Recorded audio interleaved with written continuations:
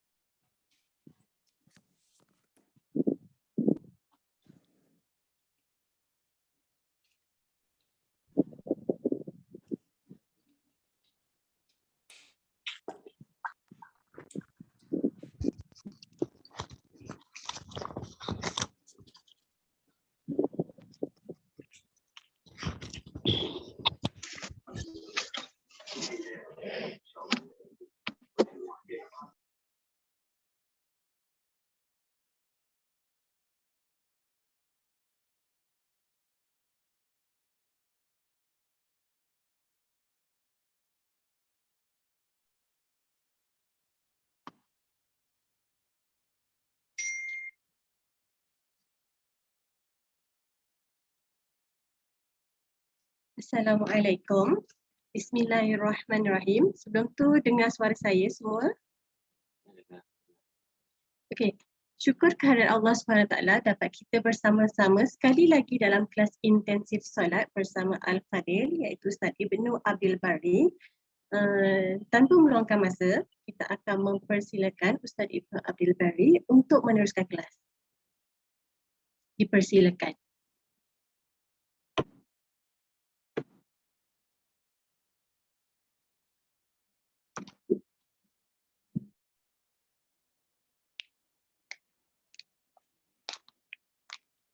Bismillahirrahmanirrahim. Assalamualaikum warahmatullahi wabarakatuh.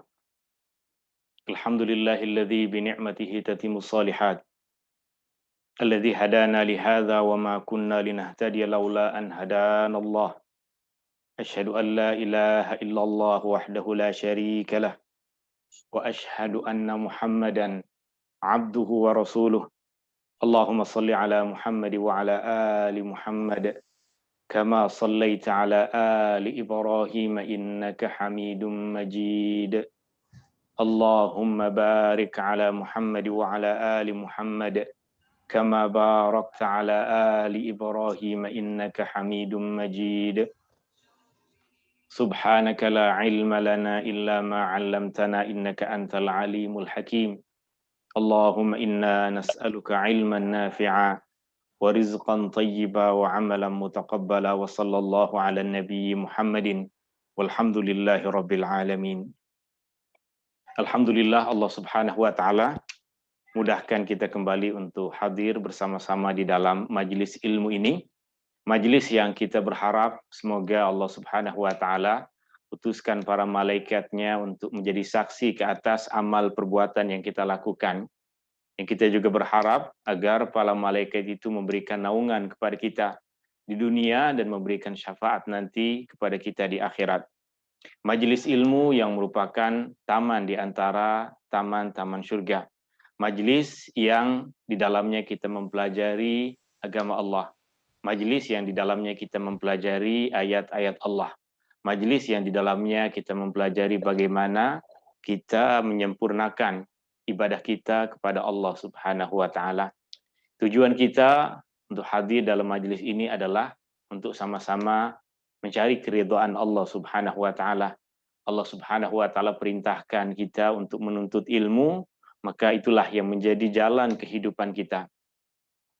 Dalam pertemuan yang lepas kita sudah memberikan perincian tentang hukum hakam yang berkaitan dengan surah Al-Fatihah dan pengajaran dari setiap ayat-ayat surah Al-Fatihah.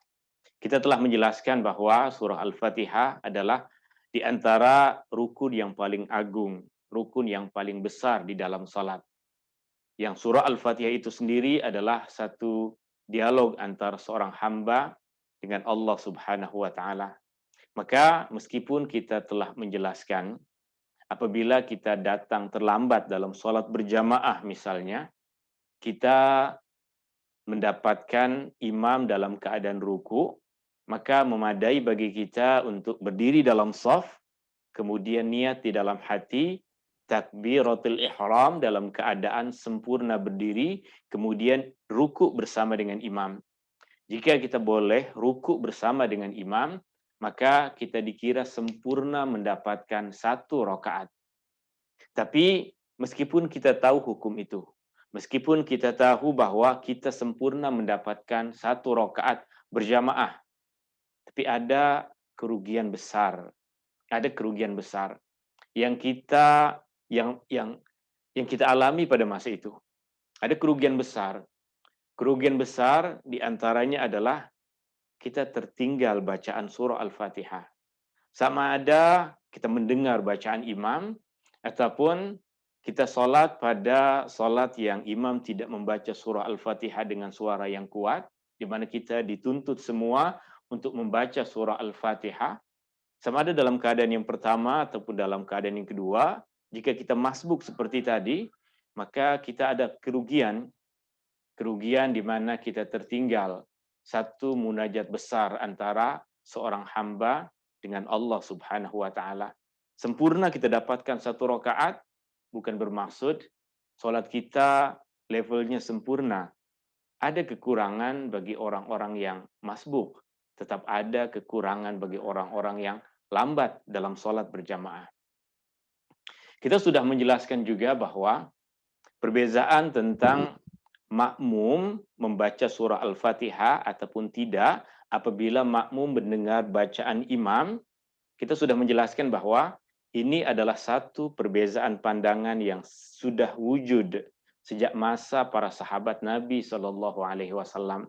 Di mana sebahagian sahabat Nabi SAW ajarkan kepada kita untuk membaca surah Al-Fatihah.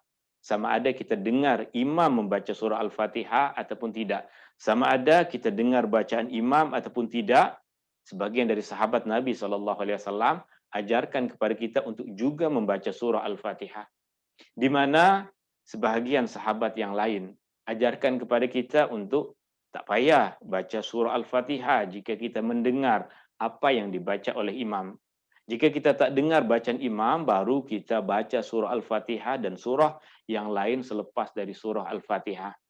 Dua-dua sahabat Nabi ini, sahabat Nabi SAW ini adalah sahabat-sahabat yang berguru kepada Nabi SAW. Mereka orang yang paling faham tentang apa yang diajarkan oleh Rasulullah SAW. Maka kita mesti ada sikap. Tapi bagaimana kita menyikapi perkara ini adalah lebih penting. Maksud kita ada sikap, kita mesti memilih salah satu pandangan dari kedua sahabat Nabi ini. Kita mesti memilih, saya akan memilih pandangan sahabat Nabi SAW yang dia ajarkan kepada kita untuk membaca surah Al-Fatihah meskipun kita mendengar bacaan imam. Jika kita sudah memilih pandangan ini dan kita amalkan sepanjang hidup kita, maka itu adalah amalan yang berpegangan kepada sunnah Rasulullah SAW yang diajarkan kepada sahabat. Tapi jika kita pun telah memilih bahwa apabila saya mendengar imam membaca, maka cukup bagi saya mendengarkan apa yang dibaca oleh imam, itu pun adalah satu pandangan mengikut kepada sunnah Nabi SAW yang diajarkan melalui para sahabatnya. Itu sikap kita yang mesti ada pilihan. Tapi sikap kita terhadap ilmu ini, terhadap pandangan ini, kita mesti terbuka. Jika kawan kita, jika anak kita mungkin, jika pasangan kita terkadang antara suami dengan istri, pandangannya pun berbeza, kita mesti berlapang dada. Dalam perkara ini, di mana yang paling penting adalah kita sholat dengan sempurna, mempelajari ilmu-ilmunya, mengikuti kepada panduan yang diajarkan oleh Rasulullah SAW kepada para sahabatnya. Saya sendiri, sejak kecil, saya diajarkan untuk mendengarkan bacaan imam. Saya diajarkan sejak saya bersekolah dulu untuk mendengarkan bacaan imam. Jika kita mendengarkan bacaan imam, maka cukuplah itu menjadi bacaan bagi kita. Jika kita mendengar imam membaca surah Al-Fatihah, kita dengarkan bacaan dia.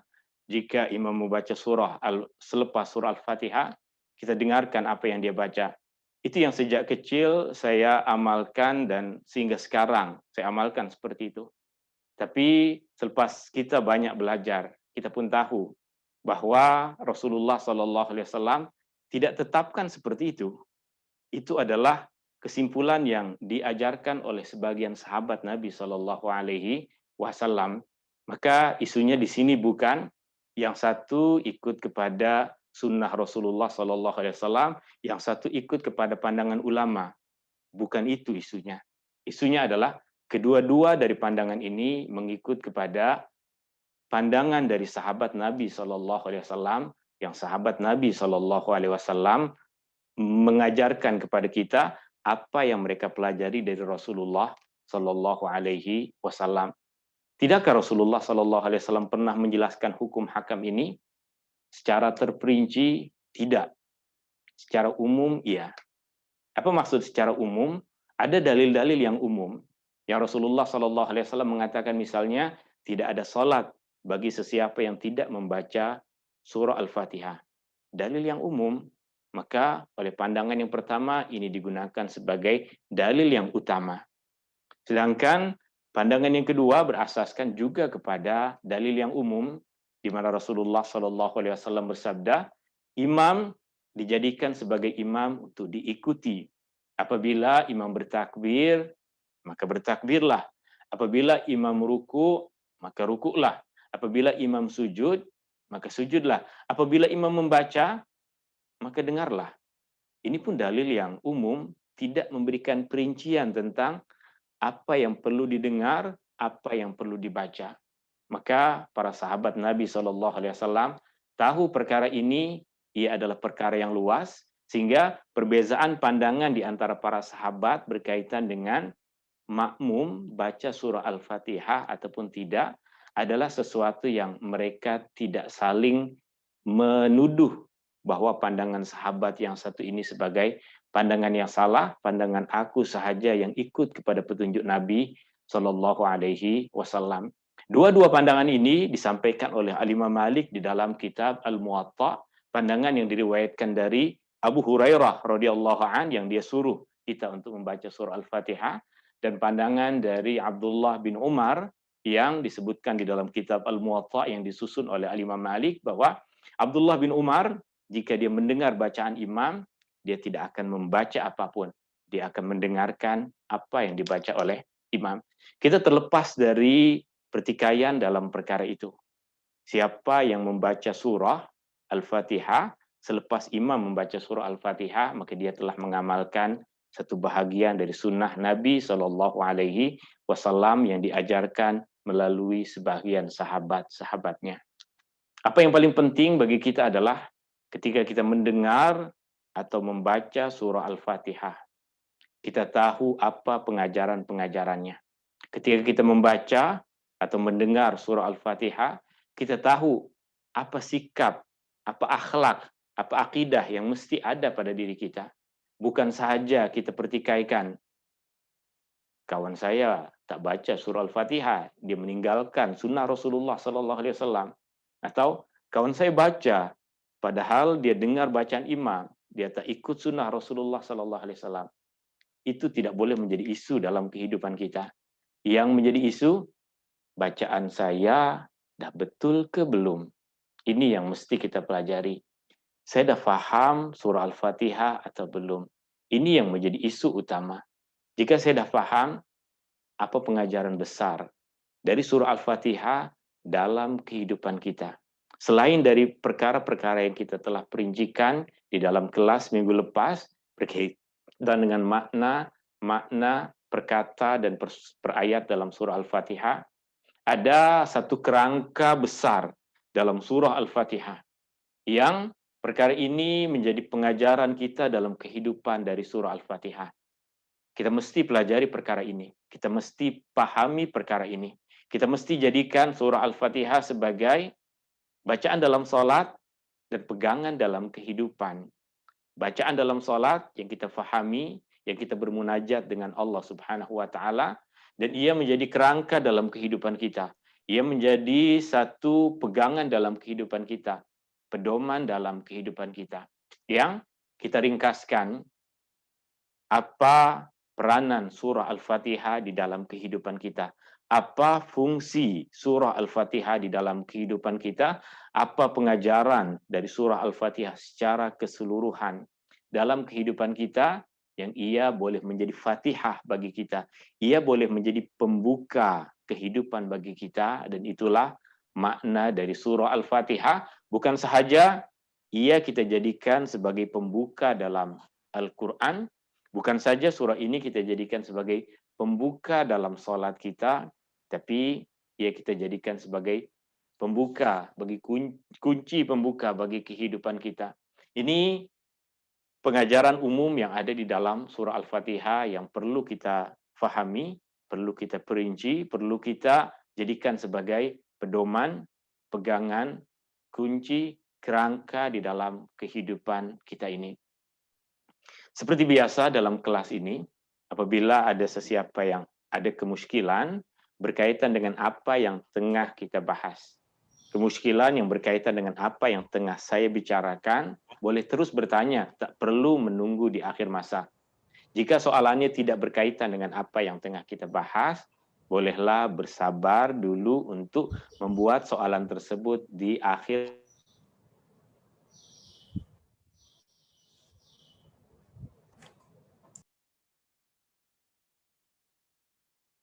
Ustaz, Okey, Puan? boleh saya tanya ya? Ini Boleh. berkenaan dengan bacaan surah Al-Fatihah. Kalau I take the position of reading the surah Al-Fatihah when I pray jemaah, so salahkah kalau saya baca bersama imam? Kah saya patut baca selepas imam habis? Sebab kadang bila kita tunggu selepas imam habis, tak ada masa dah. Imam kadang tak bagi ruang untuk kita baca. And then kita jadi berebut bacanya, nak bagi cepat habis. Jadi tak tertil. Betul. Boleh. What's your ni, Ustaz? Boleh, apa yang Puan lakukan itu boleh. Cuma yang terbaik jika keadaannya memungkinkan. Apa yang Puan lakukan boleh. Yang terbaik Bersama imam. bersama dengan imam. Oh, okey. Yang Puan lakukan adalah perkara yang betul, tidak salah. Sebab tidak ada perincian tentang perkara itu, maka pada bila-bila masa kita membaca surah Al-Fatihah adalah dibolehkan. Tapi jika kita berbicara tentang mana yang lebih cantik dalam isu keadaan seperti ini, yang jika kita memang memilih untuk mengamalkan apa yang sahabat Nabi SAW Abu Hurairah ajarkan kepada murid-murid dia, adalah kita membacanya ketika selepas imam membaca surah Al-Fatihah. Itu yang paling cantik, itu yang paling sempurna. Apa yang Puan lakukan dibolehkan. Okey, terima kasih Ustaz. Surah Al-Fatihah, pengajaran bagi kehidupan. 3 perkara yang kita ambil dari surah Al-Fatihah. Yang pertama berkaitan dengan akidah. Yang kedua berkaitan dengan ibadah. Yang ketiga berkaitan dengan akhlak ataupun manhaj dalam kehidupan itu sendiri, ataupun jalan hidup, pedoman dalam kehidupan itu sendiri. Akidah, ibadah, dan manhaj. Manhaj bermaksud jalan kehidupan. Manhaj adalah bagian dari akhlak kita di dalam kehidupan kita. 3 perkara ini yang kita pelajari dari surah Al-Fatihah. Akidah, ibadah, jalan hidup. Kita boleh namakan ia sebagai manhaj, kita boleh namakan ia sebagai akhlak. Pada setiap pembahasan ini, pengajaran ini, kita ada 3 poin-poin utama. Dalam perkara akidah, perkara yang paling penting adalah tauhid. Apa maksud dari tauhid? Tauhid adalah mengesahkan Allah. Kita berkeyakinan bahwa ada Allah. Kita berkeyakinan bahwa Allah Maha Esa, Allah Maha Satu. Ini prinsip asas tauhid yang diajarkan oleh semua nabi-nabi, semua rasul-rasul. Bahwa kita hanya ada satu Tuhan. Wa ilahukum ilahu wahid. Dan Tuhan kita yang layak, yang patut kita menghambakan diri kepadanya adalah satu. Maka di sini mungkin isunya banyak orang yang berbicara tentang hakikat Allah, zat Allah. Tapi yang paling penting berkaitan dengan tauhid adalah penghambaan diri itu. Keyakinan kita bahwa satu-satunya yang wajib kita sembah adalah Allah Subhanahu wa taala. Tauhid yang kita yakin bahwa Allah Subhanahu wa taala adalah satu. Bukan 2, bukan 3. Maka ketika kita berbicara tentang kehidupan ini, ada satu Tuhan yang mengatur segalanya, maka kita yakin segala sesuatu akan berjalan dengan baik. Jika kita berada di satu negeri yang ada 2 pemimpin yang saling bertikai, maka kita tak rasa selesa untuk duduk di negeri itu. Tapi jika kita tinggal di satu tempat yang kita kenal dengan pemimpinnya, dan pemimpinnya hanya satu, tidak ada sesiapa pun yang mempertikaikan dia, maka kita boleh hidup rasa dengan selesa. Di dunia ini kita hanya ada satu Allah, hanya ada satu Tuhan, hanya ada satu yang mengatur, hanya ada satu yang memberi rizki, hanya ada satu yang memberikan kehidupan, hanya ada satu yang mematikan. Maka hanya kepada dia kita nanti berserah diri. Itu tauhid. Kita yakin akan keesaan Allah. Kita yakin bahwa Allah Subhanahu wa taala Maha Satu. Dalam surah Al-Fatihah juga kita mempelajari tentang keimanan kepada hari akhir. Keimanan kepada hari akhir yang kita ungkapkan dengan bacaan kita dalam surah Al-Fatihah, Maliki Yaumiddin ataupun Maliki Yaumiddin. 2 bacaan yang diajarkan oleh Nabi SAW yang telah pun kita perincikan dalam pertemuan yang lepas. Keyakinan akan hari pembalasan akan mengarahkan kehidupan kita kepada jalan yang betul. Jika kita tahu bahwa segala amal perbuatan yang kita lakukan, jika kita tahu segala apa yang kita ucapkan, jika kita tahu apa yang kita buat di dalam kehidupan ini akan dihisab nanti di akhirat, maka kita akan berpikir apa yang patut saya lakukan, apa yang tidak patut saya lakukan. Jika kita tahu apa yang kita lakukan akan dipertanggungjawabkan di hari akhirat nanti, maka kita akan berpikir, kenapa saya perlu menzalimi dia? Kenapa saya perlu mengucapkan perkataan buruk itu kepada dia? Bukankah nanti semua akan dihadapkan kepada Allah Subhanahu wa taala? Keimanan kepada hari akhir, keimanan akan hari pembalasan, ianya bermula dengan sesuatu yang pasti, sesuatu yang kita semua yakin kepadanya, yaitu kematian. Keimanan kepada hari akhir bermula dengan keimanan kita akan kematian. Tapi keimanan akan kematian bukan sesuatu yang perlu dipertikaikan. Sebab semua manusia, sama ada yang beriman ataupun tidak beriman, semua percaya bahwa mereka akan sampai satu masa di mana mereka akan mati. Yang membedakan antara yang beriman dengan yang tidak beriman adalah apa yang terjadi selepas kematian. Keimanan kita bahwa kehidupan bukan saja kehidupan di dunia ini. Kehidupan di dunia ini Allah Subhanahu wa taala dah berikan kepada kita sebagai satu kehidupan yang sempurna. Apa yang kita perlukan Allah Subhanahu wa taala dah berikan.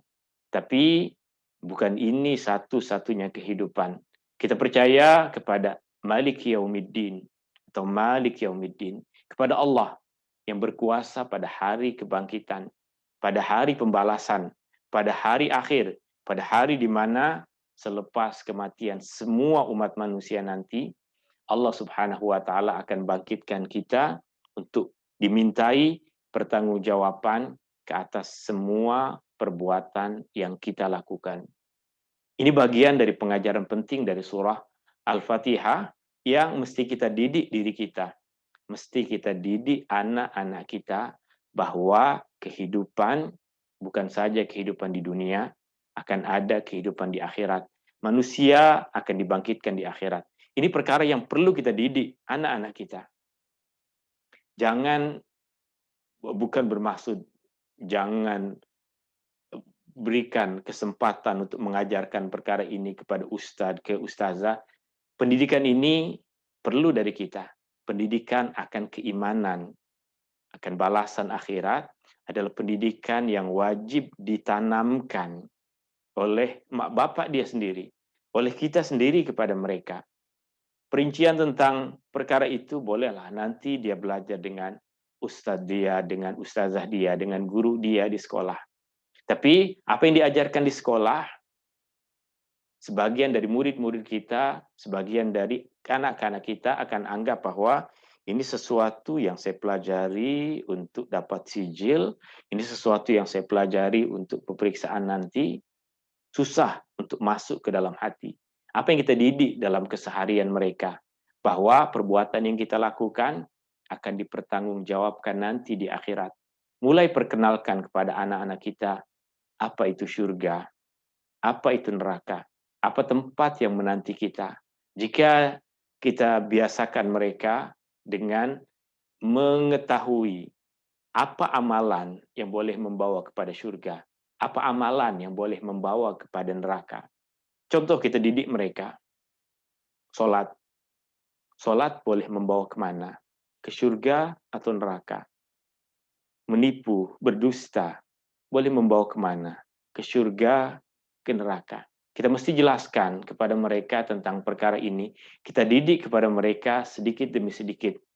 Jangan biarkan anak kita tumbuh dalam keadaan mereka hanya tahu apa yang mereka boleh nampak. Mereka hanya kenal apa yang mereka boleh lihat. Mereka hanya faham apa yang mereka dengar melalui kawan-kawan mereka, melalui apa yang mereka tengok dalam media sosial. Jangan biarkan anak-anak kita keras hati mereka di satu masa ketika kita tidak didik mereka sejak kecil.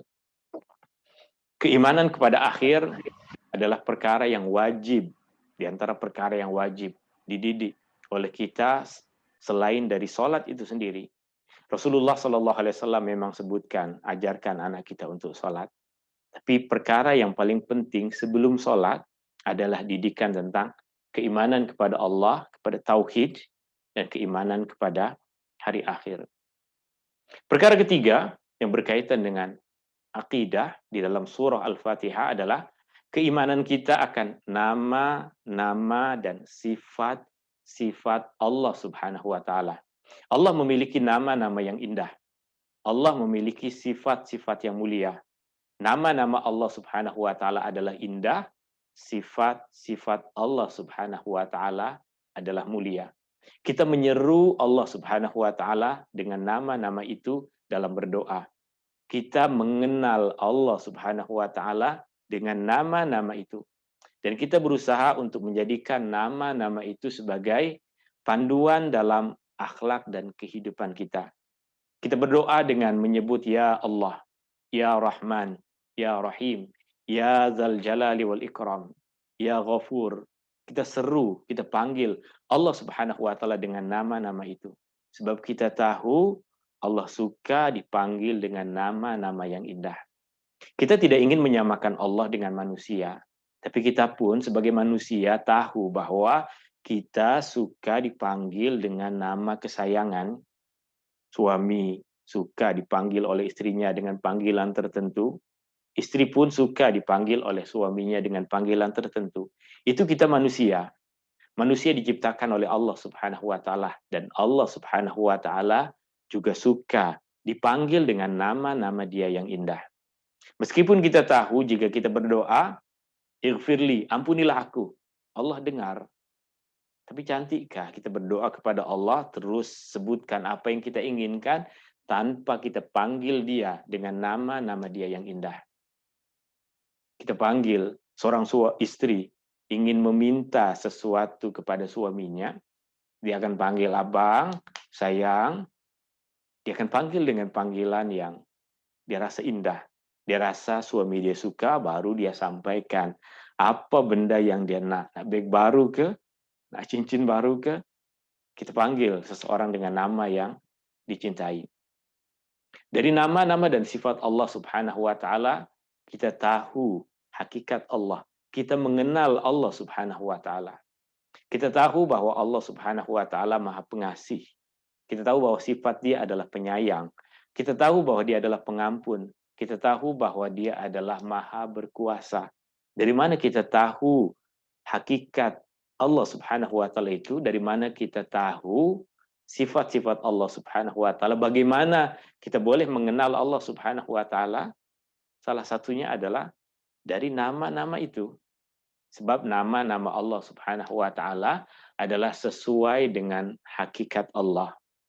Nama kita manusia kadang tidak sesuai dengan hakikat kita, tapi nama Allah Subhanahu wa taala sudah pasti. Itulah Allah. Allah Al-Ghafur, dah mesti Dia Maha Pengampun. Dia tidak akan tipu kita dengan nama itu. Dia tidak akan memiliki nama pengampun, nama Al-Ghafur, tetapi Dia tidak mengampun. Dia tidak akan memiliki nama Asy-Syakur, yang Maha Bersyukur. Maha memberikan balasan ke atas apa yang kita buat. Dia tidak akan memiliki nama itu, melainkan Dialah seperti itu. Dia akan bersyukur ke atas apa yang kita lakukan. Kita manusia kadang bersyukur, kadang tidak. Tapi Allah Subhanahu wa taala adalah Syakur. Dia sentiasa bersyukur, berterima kasih, memberikan balasan ke atas kebaikan yang dilakukan oleh manusia. Maka setiap nama Allah Subhanahu wa taala menjadi sesuatu yang kita gunakan untuk menyeru Dia, mengenal Dia, dan mengambil akhlak serta pengajaran darinya. Jika Allah Maha Pengampun, tidakkah patut saya sebagai manusia biasa yang tak ada kuasa, tak ada kekuatan apapun untuk juga memberikan maaf, ampunan kepada orang yang melakukan kesalahan dan meminta maaf kepada saya. Jika Allah Subhanahu wa taala kita tahu sebagai Ar-Rahman, Maha Pengasih, tidakkah patut kita juga memiliki sifat kasih sayang kepada ahli keluarga kita, kepada saudara mara kita, kepada jiran tetangga kita, kepada kawan-kawan kita? Tidakkah kita patut memiliki sifat itu? Jika Allah Subhanahu wa taala memiliki nama As-Salam yang memberikan kedamaian, tidakkah patut kita sebagai hambanya juga memiliki kedamaian, sifat kedamaian, menyebarkan salam dan menyebarkan kedamaian kepada semua orang. Mulut kita menyebarkan kedamaian. Perangai kita, akhlak kita menyebarkan perdamaian. Bukan di mana saja kita berada, mesti jadi kunci buat orang bergaduh. Sampai di satu majelis, kita datang, ada saja benda yang tak kena membuat semua orang bergaduh. Datang ke satu majelis lagi, ada benda yang kita cakap, buat orang bertikai. Mana kedamaian? Mana as-salam di dalam diri kita? Nama-nama dan sifat Allah Subhanahu wa taala yang paling mulia kita boleh jumpai di dalam surah Al-Fatihah. Ada Allah, ada Ar-Rahman, ada Ar-Rahim, ada Rabbul Alamin, ada Malik Yaumiddin. Nama-nama yang boleh menjadi pegangan di dalam kehidupan kita. Dia adalah Allah. Dia adalah Allah. Dia adalah Ar-Rahman, yang maha pemurah, yang maha pengasih. Ar-Rahim, yang maha penyayang. Dia adalah Rabbul Alamin, Tuhan kepada seluruh alam, yang mentadbir, mencipta, memberikan rezeki, mengatur, menghidupkan, mematikan seluruh alam. Dia adalah Malik Yaumiddin, yang memiliki hari pembalasan. Dia adalah Malik Yaumiddin, Raja pada hari pembalasan. Ini pegangan dalam akidah kita yang kita ambil dari surah Al-Fatihah. Dalam surah ini, ambillah akidah yang betul. Tauhid, keimanan kepada hari akhir, keimanan bahwa Allah Subhanahu wa taala memiliki nama-nama yang indah dan sifat-sifat yang sempurna, sifat-sifat yang mulia. Dalam surah Al-Fatihah, poin yang kedua adalah ibadah, penghambaan diri kita kepada Allah Subhanahu wa taala. Konsep yang pertama adalah ibadah adalah seluruh kehidupan kita. Qul inna salati wa nusuki wa mahyaya wa mamati lillahi rabbil alamin. Seluruh kehidupan kita adalah penghambaan diri kepada Allah Subhanahu wa taala. Kita bukan bekerja untuk Allah. Kita adalah hamba kepada Allah. Kita ada bekerja di satu syarikat, tapi kita tahu ada masa yang kita rehat. Kita kadang marah jika bos suruh kita melakukan satu tugasan bukan pada masa kita bekerja. Kadang kita marah, kadang kita penat sebab kita bekerja, kita bukan hamba abdi kepada bos kita. Tapi kepada Allah Subhanahu wa taala, kita adalah hamba Allah sepenuh masa. Tidak ada masa yang kita bukan menjadi hamba kepada Allah. Ketika kita bekerja di satu tempat, ada masanya yang kita rehat. Ada masanya yang kita bercuti. Ada masanya yang kita pun mendapatkan bayaran, mendapatkan gaji. Tapi kita sebagai hamba kepada Allah Subhanahu wa taala, hakikatnya kehidupan kita adalah hamba kepada Allah. Kita dalam kehidupan kita adalah hamba kepada Allah. Tiada masa, ianya sepenuh masa. Tidak ada keadaan yang kita, apalah saya nak rehat dulu. Masa kita tidur sekalipun, kita adalah hamba kepada Allah Subhanahu wa taala. Maka dalam Islam, semua kehidupan kita tertunduk kepada penghambaan diri kepada Allah Subhanahu wa taala. Benda ini boleh buat ke tak? Benda itu boleh buat ke tak? Benda ini halal ke? Benda itu haram ke? Boleh ke saya buat seperti ini? Patutkah saya lakukan itu? Kenapa saya mesti buat yang ini? Kenapa tidak yang itu? Itu selalu menjadi soalan-soalan kita ketika kita tahu bahwa semua kehidupan kita adalah untuk Allah Subhanahu wa taala. Semua kehidupan kita adalah penghambaan diri kita kepada Allah Subhanahu wa taala. Maka salat adalah bahagian dari ibadah, bukan keseluruhan ibadah. Membaca Al-Quran adalah bahagian dari ibadah, bukan keseluruhan ibadah. Sehingga Rasulullah SAW menyampaikan kepada kita dalam satu hadis yang sahih, athqalu syai'in fil mizan al-khuluqul hasan. Perkara yang paling berat di dalam timbangan hamba pada hari kiamat nanti adalah akhlak yang baik. Akhlak yang baik. Tidak disebutkan sholat, bukan disebutkan puasa, bukan disebutkan haji, tapi disebutkan akhlak, sebab akhlak adalah kehidupan kita. Bagaimana ya kita lakukan selepas sholat, apa yang kita lakukan sebelum sholat, apa yang kita lakukan bersama dengan orang lain, apa yang kita lakukan ketika kita keseorangan. Semua itu adalah bagian dari penghambaan diri kita kepada Allah. Sholat hanya memerlukan masa beberapa menit saja dalam keseharian kita. Tapi yang kita berada di luar sholat, yang tetap kita adalah hamba kepada Allah Subhanahu wa Ta'ala, patutkah kita buat ini? Patutkah kita buat itu? Patutkah jika di dalam sholat kita yang kita besarkan adalah Allah, tapi selepas keluar dari sholat kita anggap seluruh dunia ini besar, yang kecil adalah Allah. Patutkah jika kita di dalam sholat, kita membaca surah Al-Fatihah, yang kita puji Allah Subhanahu wa Ta'ala, keluar dari sholat, yang kita puji adalah seluruh dunia, yang kita tidak puji adalah Allah. Patutkah seperti itu? Patutkah jika di dalam sholat kita mengucapkan Iyyaka na'budu wa iyyaka nasta'in. Engkau sahaja ya Allah kami menghambakan diri. Engkau sahaja ya Allah kami minta pertolongan. Kemudian di luar sholat, tak pernah pun kita minta tolong kepada Allah Subhanahu wa Ta'ala. Kita rasa kita boleh buat semuanya. Kita rasa jika kawan saya itu tak bantu, saya tak boleh mampulah buat benda macam ini. Jika saya tak buat ini, kita lebih bertawakal, kita lebih tunduk, kita lebih takut kehilangan sesuatu yang ada di dunia ini dibandingkan dengan hubungan kita kepada Allah Subhanahu wa Ta'ala tadi.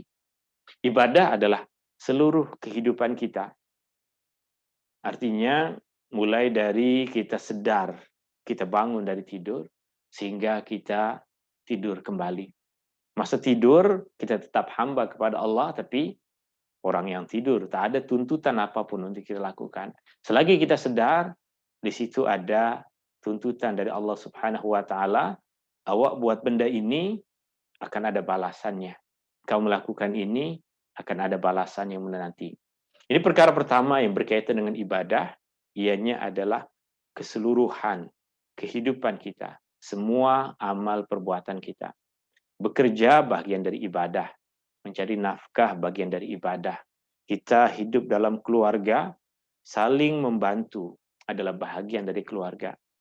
Yang ketika kita, dalam nota, salah satu nota yang kita sebutkan ketika kita membahas tentang menyegerakan sholat, kita sampaikan satu hadis yang diriwayatkan dari Aisyah radhiyallahu anha yang menceritakan kepada kita bahwa Rasulullah hari-hari di rumah dia akan hidup bersama dengan ahli keluarganya. Di rumah dia akan hidup membantu apa yang perlu dilakukan bersama dengan ahli keluarga. Jika datang waktu sholat, maka dia segera pergi untuk sholat. Artinya ibadah Rasulullah SAW bukan sahaja sholat. Ibadah Rasulullah SAW adalah apa yang dilakukan keseharian dia di dalam kehidupan. Maka ketika ada beberapa orang sahabat yang tak lagi paham tentang perkara ini, yang datang ke rumah istri Rasulullah SAW, ke rumah Rasulullah SAW, ingin coba tahu apa ibadah yang dilakukan oleh Rasulullah di rumah yang dia tidak nampakkan kepada orang lain, maka Aisyah menceritakan malam berapa rakaat Rasulullah salat, apa yang dia baca, kemudian berapa masa yang Rasulullah baca Al-Quran, berapa masa yang Rasulullah buat sholat sunat yang lain. Para sahabat yang tak faham tentang konsep ibadah yang merupakan seluruh kehidupan, mereka mengatakan, kenapa sedikit? Aisyah mengatakan, ka'annahum taqaluha. Mereka rasa ibadah Rasulullah sedikit. Sebab kefahaman sebagian sahabat itu masih sempit. Dia anggap ibadah sholat, puasa, baca Quran, zikir, doa. Dia rasa ibadah itu. Padahal kehidupan Rasulullah SAW adalah ibadah. Kehidupan kita semua adalah penghambaan diri kepada Allah Subhanahu wa taala. Maka ketika kita selesai sholat, bukan bermaksud alhamdulillah dah selesai ibadah. Kita berpindah dari satu ibadah kepada ibadah yang lain. Perkara yang kedua berkaitan dengan ibadah dari surah Al-Fatihah adalah ikhlas. Ikhlas. Beribadah hanya karena Allah Subhanahu wa taala. Kita dah pelajari tentang 3 bentuk keikhlasan. Kita akan selalu mengulang-ulang itu agar kita faham betul makna keikhlasan. Kita boleh melakukan sesuatu karena kita takut kepada Allah. Itu bentuk keikhlasan. Kita boleh melakukan sesuatu karena mengharap balasan dari Allah Subhanahu wa taala. Itu pun bentuk keikhlasan karena yang kita harapkan balasannya adalah Allah Subhanahu wa taala. Sama ada balasannya berupa kemudahan dalam kehidupan di dunia ataupun balasan yang lebih besar di akhirat nanti. Dan keikhlasan yang paling sempurna yang telah kita pelajari adalah kita melakukan ibadah semata-mata karena Allah, karena cinta kepada Allah, karena mengharapkan keridhaan Allah. Itu keikhlasan yang tertinggi. Surah Al-Fatihah mengajarkan kepada kita makna itu ketika kita ucapkan Iyyaka na'budu wa iyyaka nasta'in. Engkau sahaja kami beribadah. Bukan karena manusia, bukan karena benda ini, bukan karena benda itu, bukan karena jika saya sholat badan rasa sihat. Saya sholat bukan karena jika saya sholat badan rasa sihat. Saya pun puasa badan rasa sehat. Itu bahagian dari kenikmatan yang Allah Subhanahu wa taala berikan kepada kita. Bukan tujuan. Bukan tujuan kita sholat badan rasa sehat. Bukan tujuan kita sholat, belakang dah tak sakit nih jika saya sholat. Bukan itu. Bukan tujuan sholat, alhamdulillah jika saya sujud lama, kepala saya hilang pening. Itu bahagian dari kenikmatan yang Allah berikan kepada kita. Bukan tujuan dalam sholat. Alhamdulillah jika saya baca Al-Quran, mulut rasa, napas rasa lega. Alhamdulillah, itu bagian dari kenikmatan Allah. Bukan tujuan membaca Al-Quran. Jika itu menjadi tujuan kita, maka itu yang kita dapatkan. Tak akan mendapatkan balasan apapun di akhirat dari Allah Subhanahu wa taala, sebab apa yang menjadi tujuan kita dah pun kita dapatkan di dunia. Ikhlas, hanya beribadah kepada Allah Subhanahu wa taala. Yang ketiga, mengikuti contoh Rasulullah Sallallahu Alaihi Wasallam. Ini 3 makna ini mesti ada dalam ibadah. Ibadah adalah seluruh kehidupan kita. Ibadah mesti ikhlas kepada Allah Subhanahu wa taala dan ibadah mesti mengikuti apa yang dicontohkan oleh Rasulullah Sallallahu Alaihi Wasallam. Rasulullah Sallallahu Alaihi Wasallam ditugaskan untuk menyampaikan Al-Quran. Maka Rasulullah Sallallahu Alaihi Wasallam telah sempurna sampaikan Al-Quran kepada kita. Rasulullah Sallallahu Alaihi Wasallam pun diperintahkan untuk memberikan penjelasan tentang Al-Quran, dan Rasulullah Sallallahu Alaihi Wasallam telah sempurna memberikan penjelasan tentang Al-Quran. Rasulullah Sallallahu Alaihi Wasallam pun diperintahkan untuk memberikan contoh, dan kita diperintahkan untuk mengikuti Rasulullah Sallallahu Alaihi Wasallam berkaitan dengan apa yang Allah Subhanahu Wa Taala turunkan di dalam Al-Quran. Maka tugas Rasulullah Sallallahu Alaihi Wasallam berarti ada 3. Yang pertama berkaitan dengan Al-Quran. Tugas Rasulullah Sallallahu Alaihi Wasallam berkaitan dengan Al-Quran. Yang pertama mengajarkan kepada kita bacaan Al-Quran. Disitulah dia suruh para sahabat menghafal, menulis, dan mengajarkan Al-Quran. Disitulah Rasulullah Sallallahu Alaihi Wasallam ajarkan qiraat bacaan Al-Quran. Ini yang pertama tugas Rasulullah Sallallahu Alaihi Wasallam yang berkaitan dengan Al-Quran. Yang kedua, dia akan menjelaskan makna Al-Quran melalui ucapan, melalui perbuatan. Allah suruh salat, maka Rasulullah Sallallahu Alaihi Wasallam akan segera ajarkan kepada kita bagaimana kita salat. Rasulullah ajarkan kita salat dengan ucapan, dengan perbuatan. Yang ketiga, Rasulullah Sallallahu Alaihi Wasallam diperintahkan untuk menjadi contoh. Dan kita diperintahkan untuk mengikuti contoh yang diberikan oleh Rasulullah Sallallahu Alaihi Wasallam. Laqad kana lakum fi Rasulillahi uswatun hasanah. Sungguh pada diri Rasulullah sallallahu alaihi wasallam ada contoh yang baik untuk kamu semua. Qul in kuntum tuhibbunallaha fattabi'uni. Katakanlah, jika kamu semua cinta kepada Allah, maka ikutilah aku. Kita diperintahkan untuk, Rasulullah diperintahkan untuk memberikan contoh kepada kita, dan kita pun diperintahkan untuk mengikuti contoh yang dicontohkan, diajarkan oleh Rasulullah Sallallahu Alaihi Wasallam. Maka dalam urusan sholat ataupun urusan yang lain, Rasulullah Sallallahu Alaihi Wasallam sentiasa mengajarkan yang terbaik. Meskipun kita tahu jika kita mampu, kita buat yang terbaik itu. Jika kita tidak mampu, kita ada pilihan untuk melakukan yang lain. Ketika Rasulullah Sallallahu Alaihi Wasallam sholat membaca dengan bacaan yang panjang, itu yang terbaik. Tapi kita sadar kita tak mampu buat seperti apa yang dilakukan oleh Rasulullah Sallallahu Alaihi Wasallam, maka hampirkanlah dengan apa yang biasa dilakukan oleh Rasulullah Sallallahu Alaihi Wasallam. Imam Al-Bukhari meriwayatkan bahwa Rasulullah Sallallahu Alaihi Wasallam bersabda, "Saddidu wa qaribu." Lakukan yang betul dan lakukan yang hampir, yang dekat dengan apa yang dicontohkan oleh Rasulullah Sallallahu Alaihi Wasallam. Ada ibadah dengan makna yang umum, seluruh kehidupan. Ada ibadah dengan makna ibadah-ibadah yang khusus, seperti sholat, seperti haji, seperti puasa, seperti zakat, ibadah-ibadah yang khusus, yang ada hukum hakamnya diperincikan oleh Rasulullah Sallallahu Alaihi Wasallam. Kita boleh mengikuti contoh Rasulullah Sallallahu Alaihi Wasallam pada seluruh kehidupan.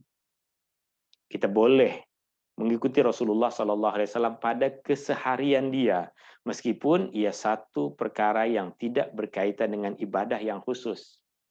Itu adalah satu amalan yang mulia, meskipun tidak semua perkara dituntut kita untuk melakukannya. Rasulullah Sallallahu Alaihi Wasallam suka memakai baju yang berwarna putih. Jika sesiapa di antara kita beli baju berwarna putih sebab suka dengan apa yang disukai oleh Rasulullah Sallallahu Alaihi Wasallam, benda itu adalah cantik, benda itu adalah baik. Itu adalah mencintai sesuatu yang dicintai oleh Rasulullah Sallallahu Alaihi Wasallam. Ingin mencontohi Rasulullah pada perincian-perincian yang Rasulullah tak wajibkan pun, Rasulullah tak tuntut pun kita untuk melakukannya. Itu benda yang baik. Tapi jika kita ada kain warna lain, baju warna yang berbeza dengan warna baju yang dipakai dulu oleh Rasulullah Sallallahu Alaihi Wasallam, ianya tidak disifat melanggar sunnah Rasulullah Sallallahu Alaihi Wasallam, sebab Rasulullah Sallallahu Alaihi Wasallam berikan contoh. Rasulullah suka sesuatu, tapi dia tidak tuntut kita untuk melakukan itu. Rasulullah Sallallahu Alaihi Wasallam berbuka puasa dengan 3 butir kurma misalnya. Maka siapa di antara kita yang berpuasa kemudian dia ingin mengikuti apa yang dicontohkan oleh Rasulullah Sallallahu Alaihi Wasallam, berbuka puasa dengan memakan 3 butir kurma, cantik. Dia mengikuti apa yang dicontohkan oleh Rasulullah Sallallahu Alaihi Wasallam. Tapi saya berkeyakinan tidak akan ada yang mampu untuk melakukan sempurna seperti apa yang dilakukan oleh Rasulullah Sallallahu Alaihi Wasallam. Rasulullah Sallallahu Alaihi Wasallam berbuka puasa dengan memakan 3 butir kurma. Maksudnya adalah Rasulullah hanya berbuka puasa dengan 3 butir kurma. Tidak ada roti john lagi selepas itu, tidak ada nasi biryani lagi selepas itu, tidak ada. Itu yang dicontohkan oleh Rasulullah. Maka sihat Rasulullah Sallallahu Alaihi Wasallam sebab perut dia tidak banyak diisi dengan benda-benda yang membawa kepada penyakit. Tapi ketika kita tak mampu mengamalkan apa yang sempurna seperti yang dilakukan oleh Rasulullah, bolehlah kita ambil sedikit. Kita tetap memakan 3 butir kurma, tapi kita perlu juga tambahkan dengan makanan-makanan yang lain untuk membuat badan kita lebih rasa sihat, lebih rasa kuat untuk melakukan kehidupan dan melakukan ibadah kepada Allah Subhanahu wa taala. Maka sunnah Rasulullah yang berkaitan dengan kehidupan lapang, dia luas. Kita boleh buat sama dengan yang Rasulullah buat, itu jadi cantik. Tapi ketika kita melakukan benda yang tidak sama dengan apa yang dilakukan oleh Rasulullah, tidak disifatkan sebagai melanggar sunnah Rasulullah Sallallahu Alaihi Wasallam, tidak disifatkan sebagai orang yang benci dengan apa yang dilakukan ataupun diamalkan oleh Rasulullah Sallallahu Alaihi Wasallam. Dalam contoh kehidupan juga yang dicontohkan oleh Rasulullah Sallallahu Alaihi Wasallam, kita mengikuti contoh Rasulullah Sallallahu Alaihi Wasallam dalam ibadah-ibadah yang khusus. Apa yang Rasulullah Sallallahu Alaihi Wasallam tegaskan, mesti kita lakukan sesuai dengan yang disuruh oleh Rasulullah Sallallahu Alaihi Wasallam. Apa yang Rasulullah Sallallahu Alaihi Wasallam berikan ke lapangan, kita ikut ke lapangan yang diberikan oleh Rasulullah Sallallahu Alaihi Wasallam. Dalam sholat, ada perkara-perkara yang menjadi rukun dan wajib untuk kita lakukan. Itu mesti kita ambil berat.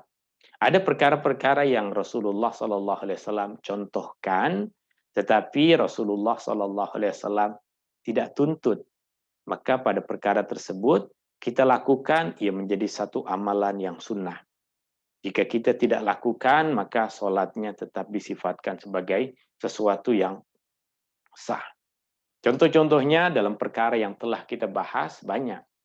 Ketika kita sholat, mengangkat tangan ketika takbiratul ihram, itu bagian dari tuntunan sunnah Rasulullah Sallallahu Alaihi Wasallam.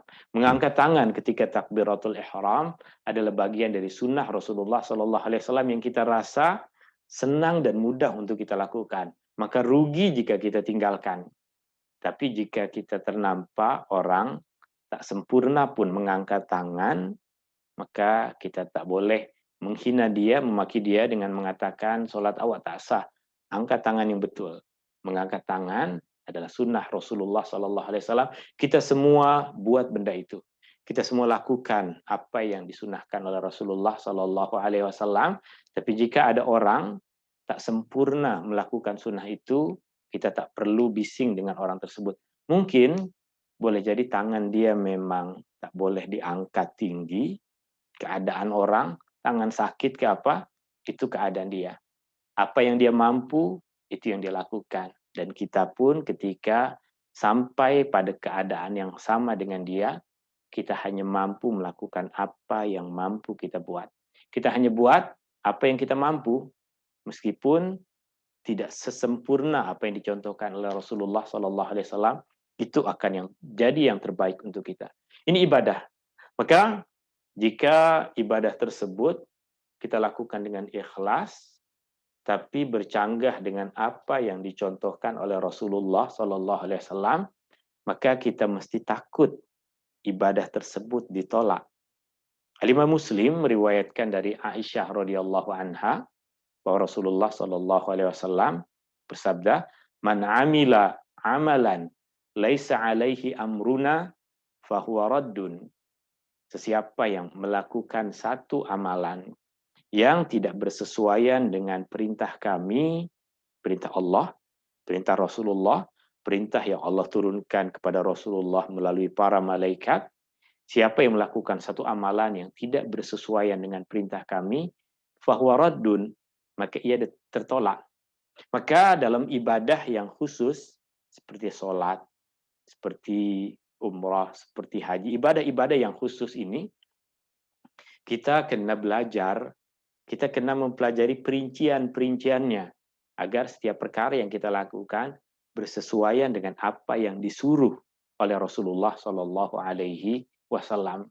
Dalam masalah ibadah seperti ini, kita jangan buat pandai, jangan kita menambah-nambahkan apa yang tidak disuruh oleh Rasulullah Sallallahu Alaihi Wasallam, apa yang tidak diajarkan oleh Rasulullah Sallallahu Alaihi Wasallam.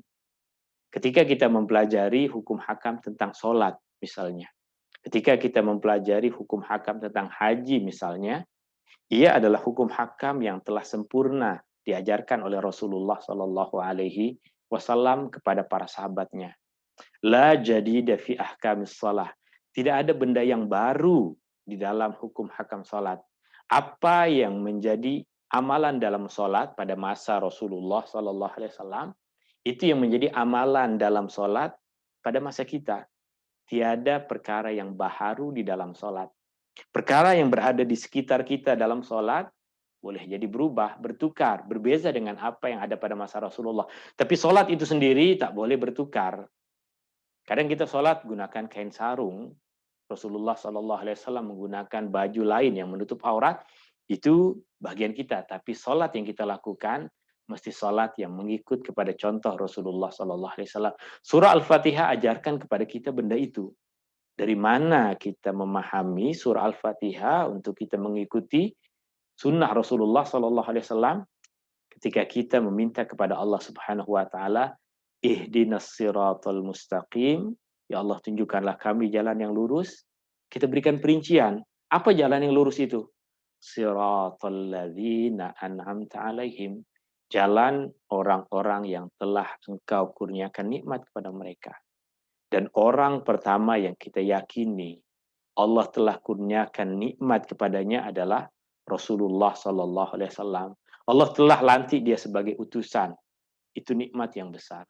Allah telah turunkan kepada dia Al-Quran. Itu nikmat yang besar. Maka orang pertama yang wajib kita ikuti jalannya ketika kita minta kepada Allah, ihdinas siratal mustaqim, adalah Rasulullah Sallallahu Alaihi Wasallam. Ini perkara yang kedua di dalam surah Al-Fatihah, ibadah.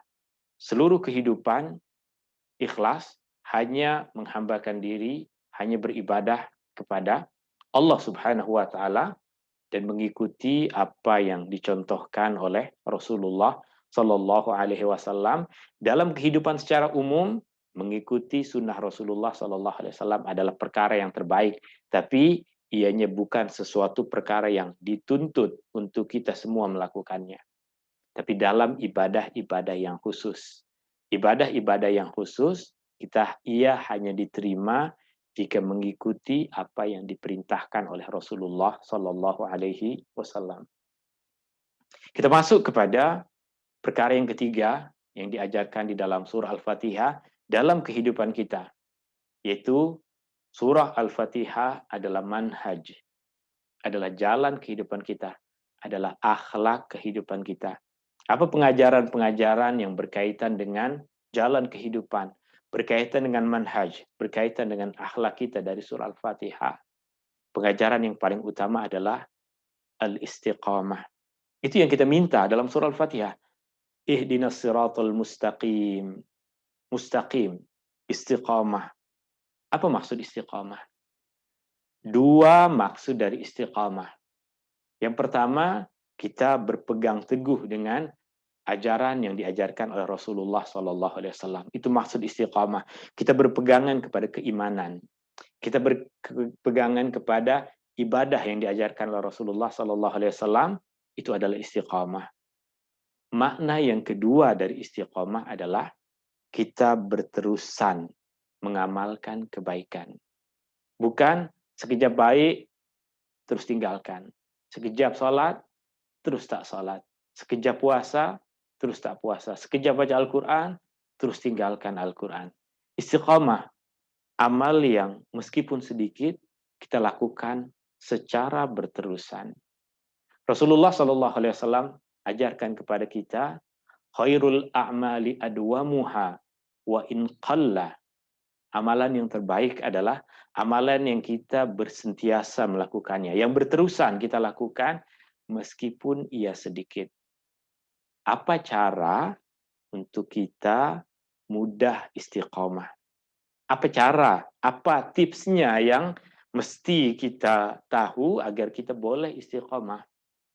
Kita boleh tulis tips untuk kita boleh istiqamah dengan makna yang kedua ini. Istiqomah yang kita pahami, kita berterusan dalam melakukan amal kebaikan. Ada beberapa perkara yang bagaimana cara beristiqomah, bagaimana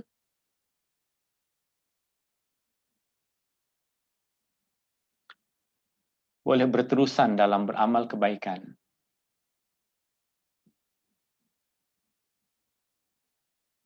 Bagaimana boleh berterusan melakukan amal kebaikan?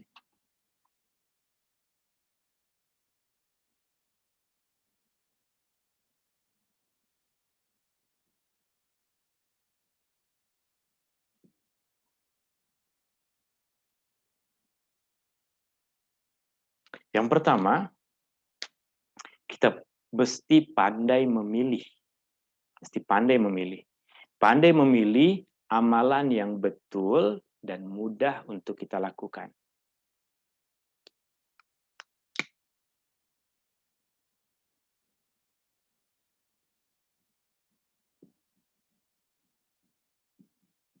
Maksud betul di sini sesuai dengan apa yang diajarkan oleh Rasulullah Sallallahu Alaihi Wasallam.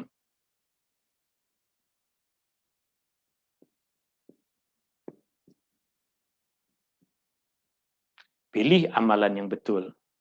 Yang kedua, amalan tersebut mudah untuk kita lakukan.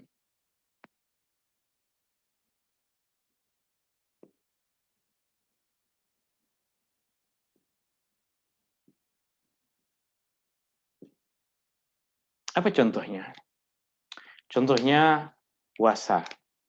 Ada yang senang berpuasa, ada yang susah sebab perut dia tak kuat untuk berpuasa. Maka pilihlah amalan yang dia mampu untuk buat. Dia mampu berpuasa, maka pilihlah masa-masa yang dicontohkan oleh Rasulullah Sallallahu Alaihi Wasallam untuk berpuasa. Mulakan amalan tersebut istiqomah. Berarti amalan tersebut benar dicontohkan oleh Nabi Sallallahu Alaihi Wasallam dan amalan tersebut mudah untuk kita buat. Kenapa perlu kita pilih melakukan amalan yang senang untuk kita lakukan? Sebab terkadang satu hari kita dengar satu ceramah tentang satu ibadah, bersemangat kita buat, satu kali, dua kali buat, dah tak larat dah. Jangan buat ibadah yang kita tak boleh, bukan salah melakukan ibadah yang kita tak boleh istiqomah, tapi jika kita ingin istiqomah, syaratnya kita kena cari ibadah yang kita memang mampu untuk lakukan. Nah, salat malam itu adalah ibadah yang sangat mulia. Tapi jika sholat malam hanya kerana satu hari tersebut dengar ceramah seorang ustaz, terus bangun pukul 3, sholat malam 3 jam, sholat lagi, berdoa, menangis, sholat lagi. Esokan harinya dah tak kuat, dah tak larat saya, kerja pun penat, semua kerja tak habis. Tak mampu buat, jangan pilih itu sebagai ibadah yang kita ingin lakukan secara berterusan. Cari apa yang senang untuk kita lakukan. Baca Quran, contohnya. Baca Quran. Sediakan masa antara maghrib dengan isya mungkin. Maghrib dengan isya, TV off, television off, handphone kita jauhkan. Saya akan baca Al-Quran 30 menit. Selesai. Mudah untuk dilakukan, lakukan. Istiqomah, berterusan. Itu tips yang kedua. Lakukan, pilih amalan yang senang untuk kita lakukan. Bersedekah, alhamdulillah, mudah untuk saya bersedekah. Tapi jika satu hari bersedekah, kemudian susahlah. Jangan pilih amalan yang susah untuk kita lakukan. Pilih amalan yang mudah. Kemudian yang ketiga, ya, ini nanti sebenarnya berkaitan dengan poin yang ini, tapi ianya pun sangat berkaitan dengan bagaimana melakukan amal kebaikan secara berterusan. Cari kawan yang baik yang boleh menegur dan memberikan nasihat.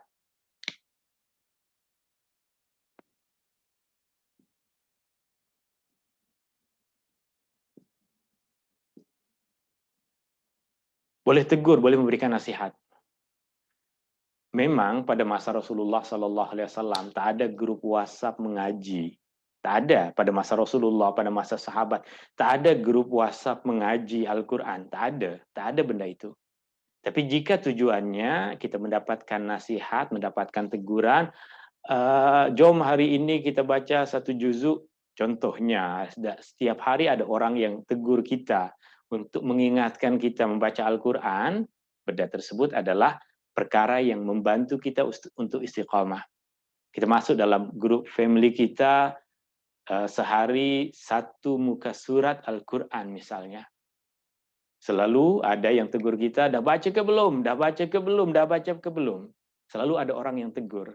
Ini membantu kita untuk istiqamah.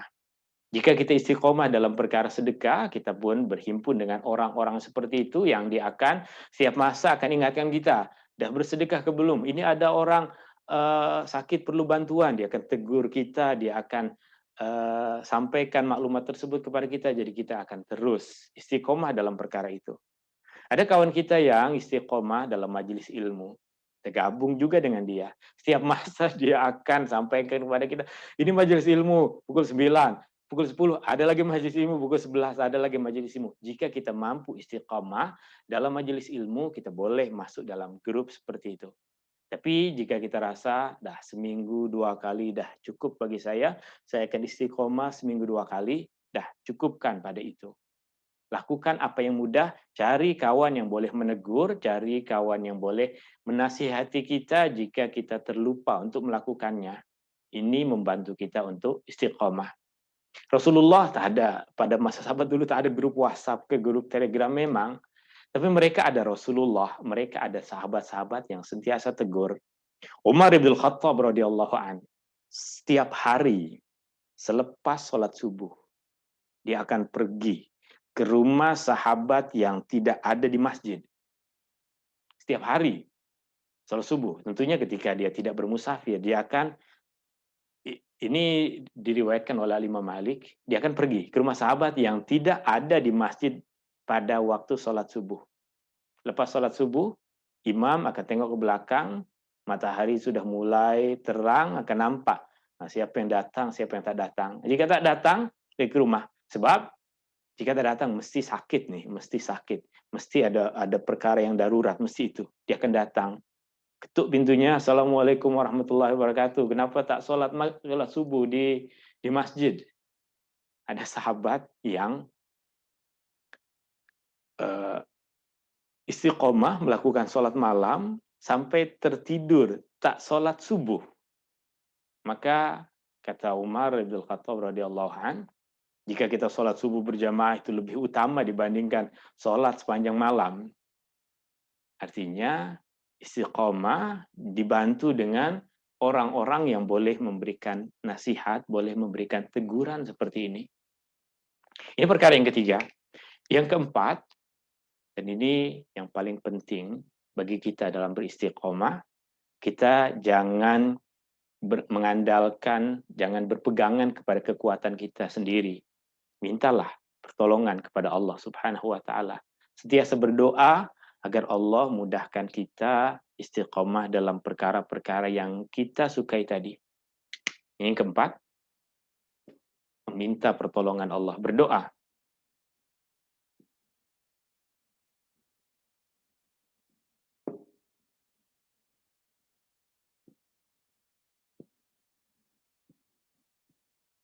Ihdinas siratal mustaqim. Tunjukkanlah kami jalan yang lurus. Al-mustaqim adalah perkataan yang berasal dari perkataan istiqomah. Ini yang membantu kita untuk istiqomah. Jika kita boleh istiqomah dengan makna yang kita tulis di sini, kita berterusan dalam melakukan amal kebaikan. Apa keutamaannya? Apa keutamaan istiqomah dengan kita melakukan kebaikan musiman? Apa kebaikan seasoning, musiman nih maksudnya musim Ramadan semua baca Al-Quran, kita baca Al-Quran. Lepas Ramadan, hari raya semua menjamu tetamu, kita jamu tetamu. Kemudian datang hari raya kurban, kita nak kurban di Kamboja, semua artinya jika kita selalu terbawa kepada ibadah yang bentuknya musiman, tak salah kita buat kebaikan-kebaikan semua itu. Tapi jika kita beristiqomah, apa kebaikannya? Kebaikan dari istiqomah adalah kita akan selama-lamanya ditulis sebagai orang yang melakukan ibadah itu. Meskipun kita berada dalam keadaan yang kita dah tak mampu buat, atau kita ada uzur, kita bermusafir sehingga kita tak mampu buat amalan yang kita istiqomah untuk melakukannya. Kita selalu hadir dalam majelis ilmu. Hadir dalam majelis ilmu. Kelas-kelas agama kita akan datang, kelas mengaji Al-Quran kita akan datang. Itu dah istiqomah kita lakukan dulu. Kemudian ketika Allah uji semua manusia dengan keadaan yang tidak boleh pergi ke majelis ilmu, maka setiap masa, setiap hari yang dulu dia istiqomah untuk hadir ke majelis ilmu, setiap langkah dia akan sentiasa ditulis. Meskipun sekarang dia sudah tidak lagi perlu melangkah untuk pergi ke majelis ilmu. Kenapa? Itu hikmah dari istiqamah. Rasulullah Shallallahu Alaihi Wasallam dalam hadis yang diriwayatkan oleh Imam Al Bukhari, "Idza maridul abdu aw safar, kutiba lahu ma kana ya'malu muqiman sahihan." Apabila seorang hamba sakit ataupun bermusafir. Sakit dan bermusafir ini sebagai contoh orang yang tidak mampu melakukan amalan yang biasa dia lakukan. Maka kata Rasulullah Shallallahu Alaihi Wasallam akan ditulis baginya amalan-amalan yang biasa dia lakukan ketika dia sihat, ketika dia tidak bermusafir. Itu keutamaan yang paling besar dari istiqomah. Dulu mampu untuk buat itu, sekarang saya dah tak larat lagi dah buat itu. Dulu istiqomah, kita dah tak mampu buat, tetap ditulis sebagai orang yang melakukan benda itu. Tidakkah itu menjadi satu penyemangat kita untuk memilih apa amalan yang boleh saya istiqomah untuk lakukan? Tak perlu yang berat, pilih yang mudah, pilih yang betul. Itulah istiqomah. Kita mendapatkan pahala meskipun kita sudah berada dalam keadaan tak mampu untuk melakukannya. Kita sakit, sehingga sudah tidak boleh lagi membaca Al-Quran seperti biasa yang kita lakukan. Mungkin kita hanya boleh berbaring, baca surah-surah pendek, tetap kita akan ditulis seperti apa amalan yang biasa kita lakukan. Bolehkah kita di usia seperti ini untuk memulakan satu amalan istiqomah? Semuanya hanya dimulakan dengan sekarang. Tidak boleh kita menunggu nanti, kita mesti segerakan untuk kita melakukan istiqomah. Tak ada kata terlambat untuk kita memulakan apapun kebaikan itu. Syaratnya ia adalah kebaikan yang betul yang dicontohkan oleh Rasulullah Shallallahu Alaihi Wasallam dan ia adalah amalan yang mudah. Ini dididik oleh Rasulullah Shallallahu Alaihi Wasallam kepada sahabatnya. Abdullah bin Amr bin Al-As radhiyallahu anhu. Abdullah bin Amr bin Al-As, anak kepada sahabat Nabi Shallallahu Alaihi Wasallam, Amr bin Al-As. Amr bin Al-As berkahwin ketika umur dia masih muda sangat. Dia menikah umur 13 ke 14 tahun. Lepas berapa bulan, hampir 1 tahun, dia melahirkan anak yang pertama. Anak pertama dia berikan nama Al-As. Tapi ketika masuk Islam, Rasulullah Sallallahu Alaihi Wasallam tukar nama tersebut kepada Abdullah. Maka ia menjadi Abdullah bin Amr bin Al-As. Perbezaan umur dia dengan ayah dia hanya 13 ke 14 tahun. Sehingga ketika mereka berduaan, ketika dah dewasa, Abdullah bin Amr bin Al-As macam abang dengan adik. Sehingga Rasulullah Sallallahu Alaihi Wasallam sentiasa nasihatkan, meskipun umur awak tak jauh dengan ayah, ya artinya maksud dari apa yang Rasulullah sampaikan, ati abaka madama hayyan, awak kena taat dengan ayah awak selagi dia masih hidup. Di antara perkara yang berkaitan dengan Abdullah bin Amr bin Al-As, berkaitan dengan istiqamah adalah masa muda Abdullah sangat bersemangat untuk melakukan ibadah-ibadah yang khusus, puasa dan sholat. Puasa dan sholat, dia sangat semangat untuk melakukannya. Setiap malam dia ingin sholat untuk menghabiskan semua hafalan Al-Quran. Kemudian dia memilih untuk berpuasa setiap hari. Maka ketika dengar berita ini, Rasulullah SAW panggil dia dan berikan nasihat kepada dia, ya, untuk memberikan masa juga untuk ahli keluarga, memberikan masa juga untuk dia rehat, memberikan masa juga untuk dia tidak berpuasa. Apa jawaban Abdullah bin Amr bin Al-As? Ya Rasulullah, saya mampu melakukan itu. Saya mampu melakukan itu. Memang ketika dia masih sihat, dia mampu. Tapi bagaimana ketika hari sudah mulai tua?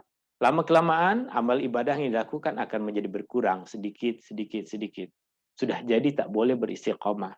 Maka Rasulullah SAW ajarkan dia melakukan amalan yang boleh dia lakukan untuk tempo masa yang lebih panjang dibandingkan dengan tak apalah selagi saya tak sibuk, saya nak buat ibadah ini. Cantik buat seperti itu, tapi istiqomah adalah lebih cantik lagi. Kadang kita tak apalah selagi kita cuti kita buat semua benda ini. Cantik kita buat ibadah musiman seperti itu, tapi yang lebih cantik adalah pilih mana ibadah yang kita mampu untuk lakukan secara berterusan, secara istiqomah. Perkara kedua, berkaitan dengan akhlak, jalan kehidupan manhaj yang kita fahami dari surah Al-Fatihah adalah kita adalah satu umat, kita adalah bersaudara, kita adalah orang-orang yang beriman, umat Rasulullah Sallallahu Alaihi Wasallam. Tidak ada perbezaan antara kita, melainkan ketakwaan kita masing-masing yang itu semua yang mengetahuinya adalah Allah Subhanahu Wa Taala. Maka kerana kita adalah satu umat, kita mesti saling berkeinginan agar kita semua bersama-sama di dunia ini baik dan di akhirat pun baik. Jangan kita masuk ke dalam golongan-golongan yang mudah untuk memecah belahkan sesama saudara kita. Kita ada perbezaan, itu perbezaan yang sebahagian besarnya adalah perkara yang dicontohkan oleh Rasulullah SAW. Memang ada orang-orang yang membuat kesalahan, tapi kerana kita satu ummah, maka kita ingin agar kita melakukan benda yang betul, kita pun ingin agar orang lain melakukan benda yang betul. Maka yang kita berikan adalah teguran dan nasihat, bukan menyalahkan, bukan menuduh. Kita menuduh, kita sudah menganggap dia bukan bahagian dari kita. Jika kita bukan menjadi bahagian dari dia, maka mana satu di antara kita yang menjadi umat Rasulullah SAW? Adakah kita sahaja yang jadi umat Rasulullah ataupun dia yang menjadi umat Rasulullah SAW? Padahal dalam surah Al-Fatihah yang kita baca adalah iyyaka na'budu wa iyyaka nasta'in. Na'budu, kami beribadah. Nasta'in, kami meminta pertolongan. Ihdinas siratal mustaqim, tunjukkan kami, bukan tunjukkan saya, bukan tunjukkan aku, tunjukkan kami. Kita semua minta agar kita semua umat Rasulullah SAW diberikan petunjuk jalan yang lurus. Itu yang kita pelajari di dalam Al-Fatihah. Itu yang kita baca di dalam sholat. Kenapa pula selepas sholat kita katakan, sayalah pengikut Rasulullah yang betul, itu bukan golongan pengikut Rasulullah. Dalam sholat kita sekalikan dia, ihdinas siratal mustaqim. Ya Allah, tunjukkanlah kami jalan yang lurus. Di luar sholat, kita jadikan dia bukan kami. Kita jadikan kita sebagai kita, dia sebagai mereka. Ini tidak sesuai dengan apa yang kita pelajari di dalam surah Al-Fatihah. Dan yang terakhir, dalam surah Al-Fatihah yang mengajarkan kepada kita akhlak, manhaj, jalan kehidupan adalah memilih sahabat yang baik. Kita boleh berkawan dengan siapa saja, berjiran dengan siapa saja, berbuat baik dengan siapa saja. Tapi sahabat yang menjadi kawan dalam perjalanan kehidupan kita, kita mesti pilih. Sekali lagi, kita boleh saja berkawan dengan siapa saja. Kita boleh berjilan dengan siapa saja, kita boleh bekerja dengan siapa saja. Tapi orang-orang yang akan menjadi sahabat kita, mesti kita pilih. Sebab kepada merekalah kita bercerita tentang apa rahasia-rahasia dan kemusykilan kita. Kepada merekalah kita meminta nasihat. Kepada merekalah kita berkongsi ilmu. Kepada merekalah kita meminta teguran. Kepada merekalah menjadi jalan bagi kita untuk istiqomah. Memilih sahabat yang baik bukan bermaksud saya hanya boleh berkawan dengan kumpulan ini, yang kumpulan itu memang saya tak. Kita silaturahim dengan semua. Kita berbuat baik dengan semua. Kita bertegur sapa dengan semua. Kita ucapkan salam. Kita memberikan nasihat memang dengan semua. Tapi kita sedar, jika kita orang yang mudah terbawa arus, kita orang yang mudah terbawa dengan pemikiran, maka kita kena pilih mana orang yang boleh mengajarkan kepada kita amalan yang betul, menegur jika kita silap, membetulkan jika kita salah, sentiasa mengingatkan jika kita terlupa. Ini pengajaran-pengajaran utama dari surah Al-Fatihah. Surah Al-Fatihah mengajarkan kepada kita tentang akidah, ibadah, dan jalan kehidupan. Maka apa yang kita baca hari-hari dalam sholat, bukan saja bacaan, ia adalah pegangan kita. Wallahu ta'ala, a'la wa alam. Sekarang saya akan berikan masa kepada yang hadir dalam kelas ini untuk menyampaikan sesuatu. Jika ada soalan atau ingin menambahkan sesuatu, saya berikan masa. Saya persilahkan. Assalamualaikum Ustaz. Waalaikumsalam, Puan. Boleh saya tanya, Boleh, insyaAllah. bagaimana tips untuk mendapatkan dalam surah Al-Fatihah dah terbahagi kepada 3 keadaan. Kadang-kadang dia membuatkan kita tak ingat apa yang sedang dibaca dalam surah Al-Fatihah. Tapi Ustaz dah cantik dah tu pecahkan kepada 3 keadaan. Boleh tak dapatkan contohlah, di mana ayat yang kita kena bayangkan Alhamdulillah sampai ke mana, ibadah tu sampai mana, jalan hidup tu sampai mana? Terima kasih Ustaz. Okey, soalan ini boleh terus saya jawab. Yang pertama berkaitan dengan tauhid. Bismillahirrahmanirrahim. Alhamdulillahirabbil alamin. Arrahmanirrahim. Malik yaumiddin. Iyyaka na'budu wa iyyaka nasta'in. Ayat 1 sehingga ayat kelima mengajarkan kepada kita tauhid dengan makna yang luas itu. Bukan saja kita mempercayai bahwa Allah ada satu, tapi kita juga percaya bahwa Allah adalah satu-satunya yang kita menghambakan diri kepadanya. Ini tauhid ayat 1 sehingga ayat yang kelima. Beriman kepada hari akhir, Malik yaumiddin. Malik yaumiddin. Bismillahirrahmanirrahim. Alhamdulillahirabbil alamin. Arrahmanirrahim. Malik yaumiddin. Ayat yang keempat. Keimanan kepada hari akhir kita pelajari dari ayat yang keempat. Nama-nama dan sifat Allah Subhanahu wa taala. Bismillahirrahmanirrahim. Ada Allah, ada Ar-Rahman, ada Ar-Rahim. Alhamdulillahirabbil alamin. Ada Allah, ada Rabbul alamin. Ar-Rahmanir-Rahim pun diulang lagi nama dan sifat Allah Subhanahu wa taala. Malik yaumiddin 1 hingga 4 mengajarkan kepada kita nama-nama dan sifat Allah Subhanahu wa taala. Ayat 1 sehingga ayat yang ke-4. Yang kedua berkaitan dengan ibadah. Ibadah adalah keseluruhan kehidupan. Ini kita pelajari dari iyyaka na'budu wa iyyaka nasta'in. Iyyaka na'budu wa iyyaka nasta'in. Ayat yang berapa tuh? Ayat yang kelima. Bismillahirrahmanirrahim. Alhamdulillahirabbil alamin. Arrahmanirrahim. Malik yaumiddin. Iyyaka na'budu wa iyyaka nasta'in. Ayat yang kelima mengajarkan kepada kita surah Al-Fatihah adalah bahagian dari seluruh kehidupan. Ayat yang kelima juga mengajarkan kepada kita iyyaka na'budu, hanya kepada Allah, keikhlasan kita dalam melakukan ibadah kepada Allah Subhanahu wa taala.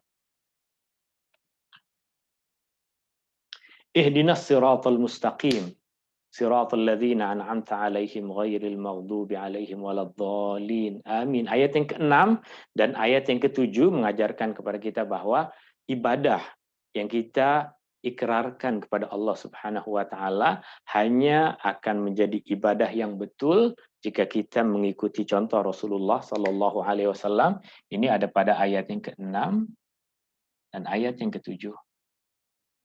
Istiqamah, ihdinas siratal mustaqim. Ihdinas siratal mustaqim. Ayat yang ke-6. Istiqamah, ihdinas siratal mustaqim. Kita adalah satu ummah. Kita adalah satu ummah. Mulai dari iyyaka na'budu wa iyyaka nasta'in. Ihdinas siratal mustaqim. Ayat yang kelima dan ayat yang keenam mengikrarkan kepada kita adalah satu ummah. Sebab kita sebutkan na'budu, kita beribadah. bukan a'budu, bukan aku. Ihdina, bukan ihdini, tunjukkan kami, bukan tunjukkan aku. Ayat yang kelima dan ayat yang keenam. Dan memilih sahabat yang baik ada pada ayat yang memilih sahabat yang baik ada pada ayat yang ketujuh. Siratal ladzina an'amta 'alaihim ghairil maghdubi 'alaihim waladdallin. Jalan orang-orang yang Engkau berikan kenikmatan kepada mereka. Berarti kita di dalam surah Al-Fatihah diajarkan untuk mengikuti jalan orang-orang yang baik. Yang tentu utamanya tadi adalah Rasulullah, para sahabat, para ulama kita generasi awal dahulu. Tapi apa yang kita jumpai sekarang adalah guru kita, mak bapak kita, abang kita, kawan kita, maka kita perlu memilih sahabat-sahabat yang menjadi penegur kita, orang-orang yang kita rasa boleh membawa kita kepada kebaikan. Ini ada pada ayat yang ke-7, ayat yang terakhir dari surah Al-Fatihah. Artinya bukan bermaksud ini ayat 1, ini ayat 2, ayat 3, ayat 4, ayat 5, ayat 6, ayat 7. Tidak seperti itu. Surah Al-Fatihah secara keseluruhan yang mengajarkan kepada kita tentang 3 prinsip ini. Aqidah, keimanan, ibadah, penghambaan diri, akhlak, manhaj, jalan kehidupan kita menuju Allah Subhanahu wa taala. Wallahu taala a'la wa alam. Saya kembali persilahkan kepada yang hadir di dalam kelas ini untuk jika ada apa-apa soalan yang lain.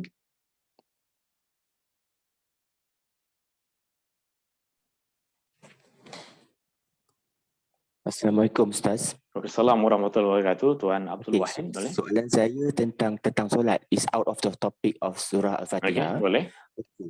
Mohon pencerahan. Katalah kita tengah solat kan, contoh kita solat bersendirian dekat surau ataupun masjid, tiba-tiba ada orang datang untuk berjemaah dengan kita. Okey, tapi kita secara tak sedar kata ada orang yang jemaah dengan kita yang dia duduk kat tepi ataupun belakang. Ya. So macam mana dengan niat kita masa tu? Ya.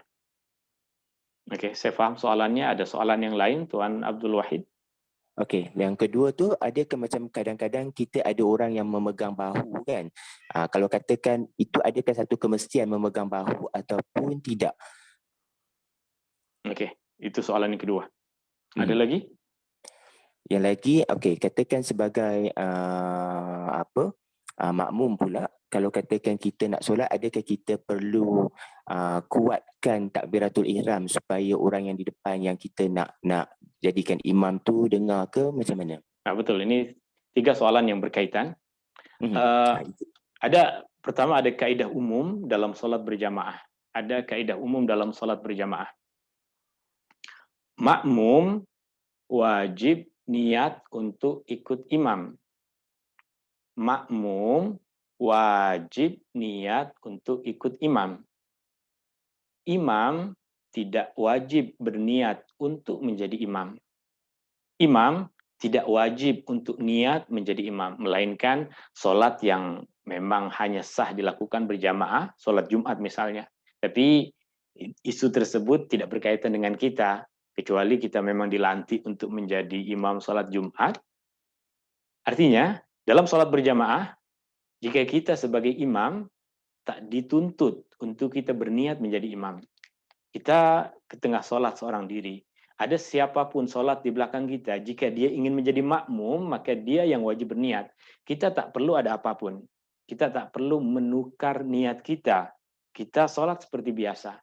Jika kita solat maghrib, maka kita solat maghrib seperti biasa. Jika kita tengah solat tahiyatul masjid, maka kita solat tahiyatul masjid seperti biasa. Tapi makmum tadi yang kita katakan dia wajib berniat untuk menjadi makmum, terkadang dia melakukan perkara-perkara untuk memberitahu imam bahwa dia ada di sana. Yang tujuannya adalah agar imam menguatkan baca takbiratul intiqal. Takbir untuk ruku, bangkit dari ruku, takbir untuk sujud, takbir untuk bangkit dari sujud, takbir tersebut makmum merasa perlu untuk dengar agar mereka boleh sholat ikut imam. Sebab terkadang imam tengah sujud, jika imam tak baca takbir dengan suara yang terdengar, makmum tak tahu, ini imam masih sujud ke imam dah bangkit.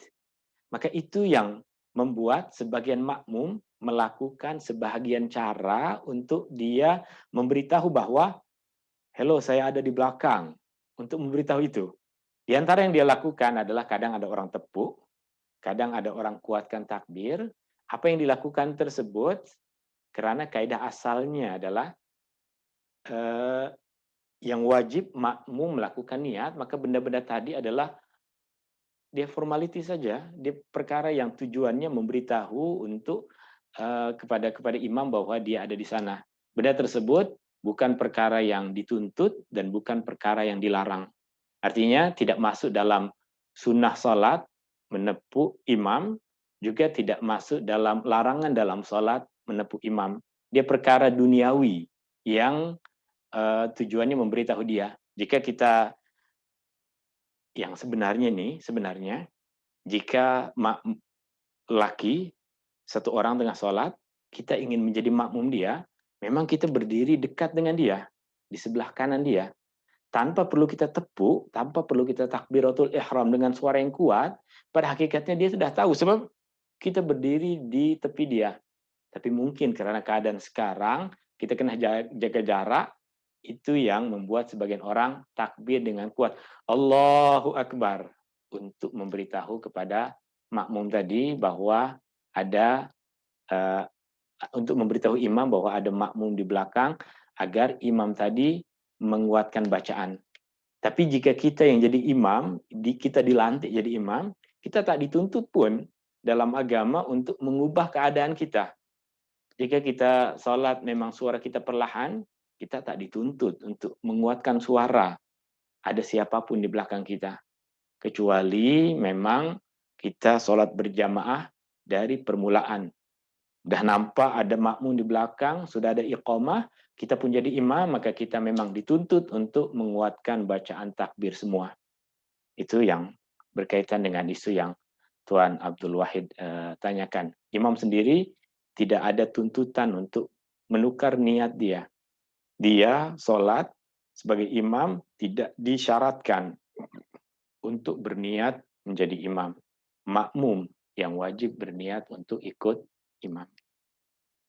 Wallahu ta'ala a'la wa a'lam. Okey, terima kasih. Dan satu lagi berkaitan yang sama, katakanlah kita sebagai imam pula, tapi kita bila nak solat tu, kita tak tahu kita sebagai makmum sebagai makmum, lepas tu ada orang solat tapi kita tak tahu dia solat apa sebenarnya, sama ada dia solat tahiyatul masjid ke, ataupun kalau katakan yang dekat highway dia tengah kasar jamak ke, tapi kita nak solat fardu. So Betul. macam mana kita nak tahu dan niat kita tu? Okey. Dalam hukum hakam solat berjamaah,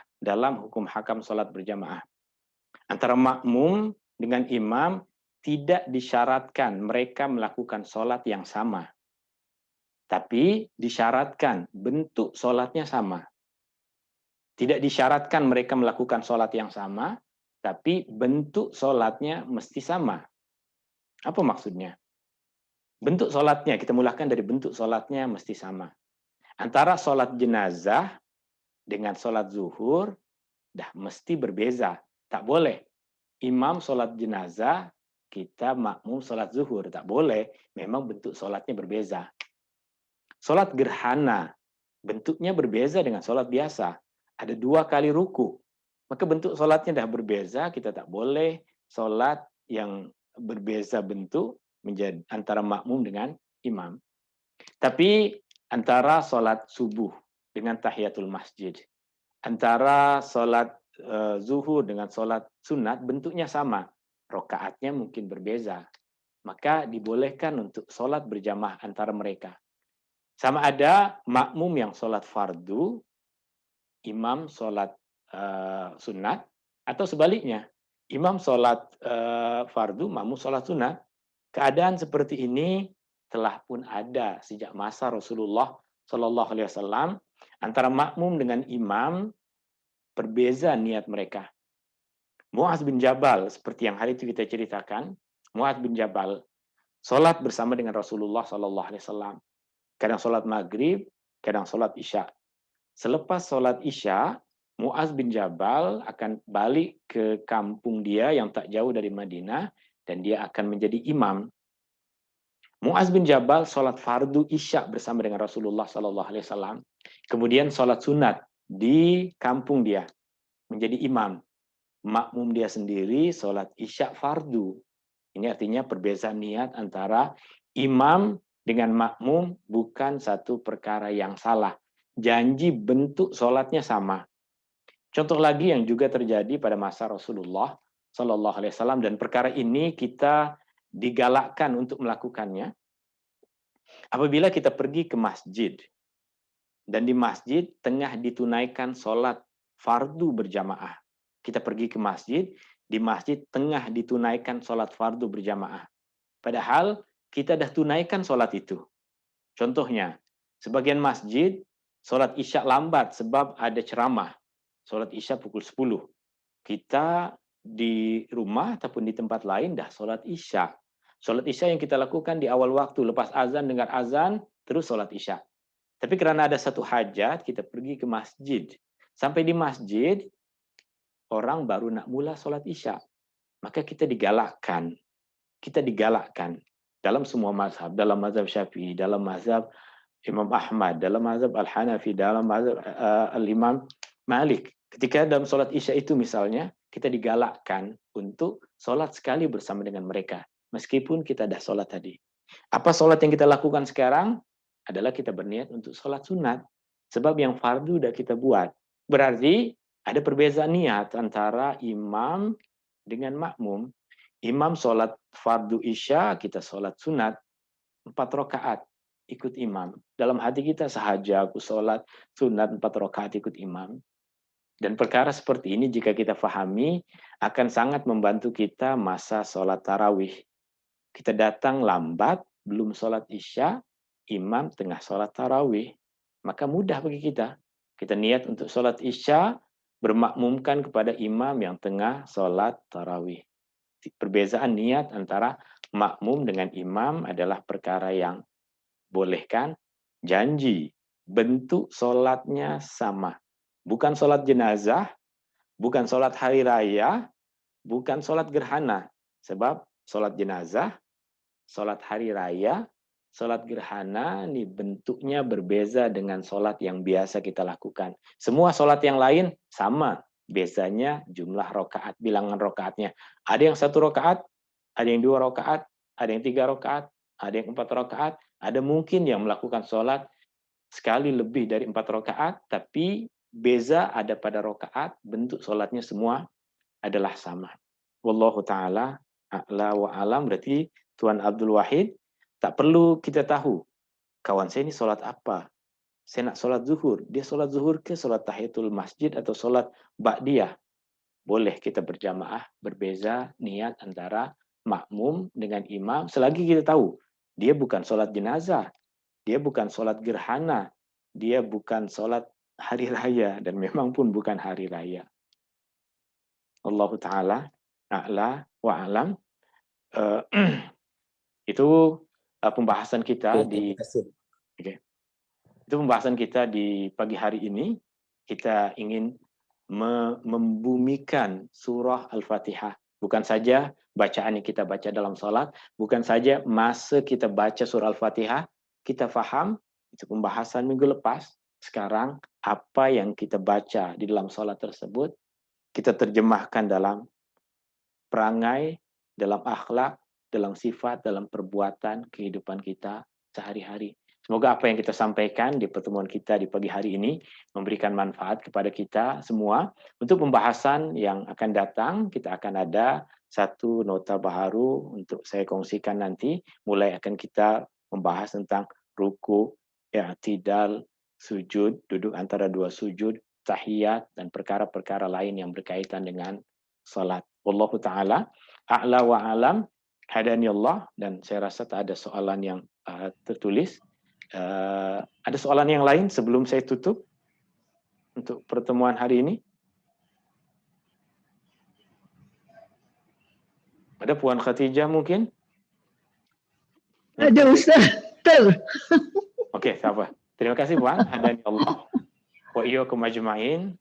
Semoga Allah Subhanahu wa taala memberikan manfaat pada ilmu yang Allah Subhanahu wa taala ajarkan kepada kita. Allah kekalkan kita sentiasa istiqamah dalam majlis ilmu, meskipun kita hadir kadang seminggu 2 kali, seminggu 3 kali dalam majlis ilmu, tapi jika kita berkekalan boleh terus istiqamah melakukannya, kita yakin itu akan menjadi bekalan kita, amalan yang sentiasa ditulis untuk kita, meskipun tiba nanti satu masa yang kita dah tak boleh hadir ke majlis ilmu, nak dengar majlis ilmu pun susah. Jika kita sudah sampai kepada keadaan itu, itulah masa kita menuai hasil istiqomah yang kita lakukan semasa kita sihat ini, semasa kita tak lagi disibukkan dengan benda-benda yang menyusahkan kita untuk melakukan amal ibadah ini. Hadani Allah wa iyyakum ajma'in. Subhanakallahumma wa bihamdika asyhadu an la ilaha illa ant astaghfiruka wa atubu ilaik. Syukran. Assalamualaikum warahmatullahi wabarakatuh. Waalaikumsalam warahmatullahi wabarakatuh. Jazakallah Ustaz. Allah Ustaz. Jazakallah Ustaz. Assalamualaikum. Waalaikumsalam warahmatullahi Waalaikumsalam warahmatullahi wabarakatuh.